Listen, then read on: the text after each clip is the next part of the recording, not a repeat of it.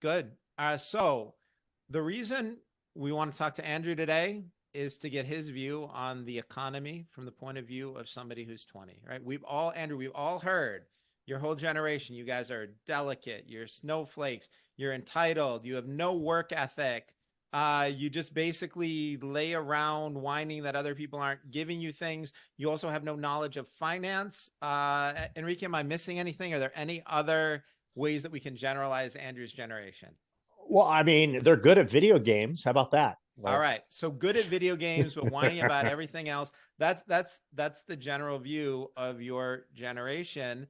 But we have a different view on this at Deep Knowledge Investing. And the interns we've had have a very clear understanding of the economy. But I think the economy that we've had has been particularly challenging for young people. And, they say that, you young people are whining too much. I think it's easy to argue that there are a lot of unique circumstances that are making life very hard financially for the young generation. Let's get your view. What's on your mind, and what's it like being 20 and trying to get started in business, in a career? What are you facing? Yeah, thank you, Gary. Well, as you just mentioned, Gary asked and was like, go take a poll of your friends, see what they think. And so I took a look, asked around, and was like, hey, what do you see in the economy right now that's a big issue to you?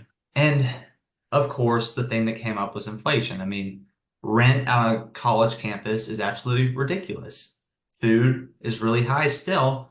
And then another thing of kind of people looking down the road is, will I be able to buy a house in 5 to 10 years? And that's a sign that a lot of people around me kind of don't feel like they will be able to afford to buy a house. I personally feel like I should be able to, my given opinion, and that's a goal of mine. But a lot of younger people feel kind of like a doom of trying to accomplish buying a house. And so I kind of took like a more DKI look at the problem, and where this really kind of stems from is from government spending. I mean, the government's been spending billions and billions of dollars the past few years, and it's really just going up and driving prices higher. Inflation's much higher. And then also the past 10 years, interest rates have been so low, driving up home prices, making it really difficult for my younger generation to afford to buy a home. And then if we look at kind of the more government side of things, I mean, people can say this is a hot topic, but this issue, both parties heavily participate in excessive government spending. And right now, we have $3.8 trillion locked in as mandatory spending. And so if we're trying to cut spending, it's really, really tough for the government to do that if they've got $3.8 trillion locked in to the government that they can't even touch. Well, I mean, like the discretionary spending, like the military and that sort of thing, they adjust that and kind of debate about that. But in the end, majority of that number that's the issue, the government can't even touch without changing the law. And so just kind of my kind of approach to this, and this is being a bigger issue, we have to go upstream to solve this problem. And while the government, they could solve it, they could change the law. But really, if we can get younger generations to start saving, to start having a higher financial acumen than past generations, and start in the schools. I'm from North Carolina, and I went to public school, and I had a great experience. My teachers were really good. But was the curriculum that I was taught, was that really what's going to benefit me the best down the road? No, not in any way was it the best curriculum. And if we can just kind of start the source of this problem of teaching kids to save from a lot younger age so that we don't have as big of a social security burden down the road, that's where we have to start with this issue. And that is truly kind of the approach that we need to take. And as it kind of all goes back to, if we can get people to start saving, then they'll be less reliant on the government to spend, creating inflation. And so in the end, housing prices will go down, food will go down, but it's a matter of taking action with that issue. Gary and Enrique, do you have any takes on that? Yeah, first of all, Andrew, I give you a ton of credit, right? The Washington, D.C. has blamed everybody but themselves for inflation, right? We've heard it was Putin, it was supply chain, it was COVID, it's greedy companies, right? By the way, companies are only greedy when your party is in the White House. When the other party's in the White House, it's not, somehow the companies aren't greedy, right? But the truth is that it is massive amounts of overspending by Washington that's leading to inflation. It's not a coincidence that this happened after more than a decade of 0% interest rates and trillions of dollars of stimulus, right? They went the Ben Bernanke route. They went helicopter Ben, and we're literally sending out checks to every person in the country. Of course, we got inflation for that, but I give you credit for being able to see through it, because the government thrives on people's ignorance. They don't want to take credit for inflation, of course. They don't want to take the blame for it. So what they do is they give you a whole bunch of other evil people for you to blame. The fact that you can see through it, I think, speaks very highly of your analytical skills, and that's fantastic. I would simply add one other thing. It's pretty obvious to all of us that young people are not being taught finance. They're not being taught budgeting. They're not being taught to save and invest. They're being told, literally, as soon as you leave high school, what you need to do is go into massive amounts of debt, right? That's what they're all being told. The whole consumer experience is just buy everything now.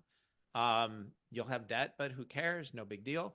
That's what people are being told. So, Andrew, here's my question. Why do you think the school system, the public school system, is not teaching people these important skills that would enable them to be self-sufficient later in life? I think I just gave away the answer, but what do you think? They want us to be reliant on the government. Is that what you want? Is that a good life for you? Do you want to be reliant on the government throughout your life? No, I would use a much stronger word to describe that, but okay. no. So for the next person who says that all these young people are entitled and they have their hand out and then one thing's being handed them, here's a 20-year-old saying, I don't want to be reliant on the government. Let me work. Let me earn my own living. Get out of my way. Right? That's the opposite of entitled. Right? Andrew, how many of your friends share your views and attitudes on this, that where they don't want to be dependent, they don't want to hand out, they want to be responsible, they want to work, they want to make their own way? 95%. My God. Maybe we should be sending more people to the University of Tennessee. That is impressive. Enrique, what are your thoughts? Well, I have a lot of thoughts. I mean, this is a big topic for me. When we started my prior firm, Empire Financial Research, I started with my partner, Whitney Tilson. We both came out of the money management business for 30 years. And the idea was to bring the experience and resources and networks that we had and bring it to what I call real people, instead of managing money for CalPERS or Abu Dhabi. How can we bring these ideas and this access to a doctor from Birmingham, Alabama, a lawyer from Seattle, just regular real people. And so that's really what HX Research is about. There's another aspect to this that, and believe it or not, I'm working on a series of children's books that we'll talk about later. But the financial education of our youth in this country is an absolute travesty. It reminds me of sex education. 30 years ago, we didn't teach children anything about sex. It was completely taboo. You couldn't talk about it. Now you can talk to 10-year-olds about, fellatio. It's like, oh, the tide has turned completely. But if you were to take a 10 or 11-year-old and try to talk to them about accounting, savings, compounding, rates of return, it's like, no. You can't ruin their childhood by talking to them about finance and skills that can actually help them. But, oh, yes, you can talk to them about all these other things. And so it's a big thing that, we just launched our firm a couple months ago, but we're going to push hard on this. I'm actually taking my son, and I'm going to add another wrinkle to this. My son, who's 11, is a huge gamer. There's actually a new game on Roblox that's a stock market game. And, I think, and it's funny when I said that young people are really good at video games, I wasn't kidding. They're very good in a digital world. They understand the metaverse. They understand gamification. And I think that the best thing we could do for the youth of this country is educate them financially. The number one stressor in our lives is not health, is not family, is not sex. It is money. and we do so little / nothing to educate the young, the immigrants, the old about how to manage their money. And the reality is, each of us is a mini company, right? We've got income, we've got costs, we've got taxes, etc. So I think you touched on it perfectly, Andrew. I think that that's something, the single best thing we can do for this generation, the coming generations, is educate them financially on how to manage their lives. And again, control is an illusion, but influence is not. How can you influence the outcomes, and just feel less stress and better mental health by knowing that you're playing an active role in the ability to provide for yourself and not rely on the government to do it for you. Definitely, for sure. And by the way, I'm with you on the video game thing, and I see the benefits of it. I grew up playing video games, and especially the games that you have now, they are phenomenal for teaching things like resource allocation. That you can't have guns and butter. You have to make choices, and they're great for teaching risk control. Right? What's the strategy to attack this particular problem? In many ways, the skills that you would learn playing video games are skills that would be valuable as a portfolio manager. Yeah, no, and I'll say a funny thing. My son right now is fascinated with military strategy and combat games, and we'll leave some moral decisions to the side. He's thinking strategy all the time. Like, he's like, okay, if I do this, I'm gonna do this, and that's what life is. Life is a number of strategic decisions, risks and rewards, just like portfolio management. So no, I'm a big fan. I'm a big fan. All right, Andrew, nice work on this. As always, we're very impressed. Keep up the great work, and I will talk to you in about an hour. Thank you, guys. Have a great afternoon. All right. See you, Andrew. See you. By the way, Enrique, I got to tell you, he is the 8th intern I've had in 4 years of running deep knowledge investing. Every single one of them. Smart, worldly, understands finance at a level that I didn't when I was their age. Great work ethic. And every single one of them, people keep talking about these young people as being fragile. Every single one of them takes criticism and correction really well because they want to learn, they want to get better. I think they've all been admirable people. They've been, a terrific addition. And Andrew does amazing work, and he saves me hours every week.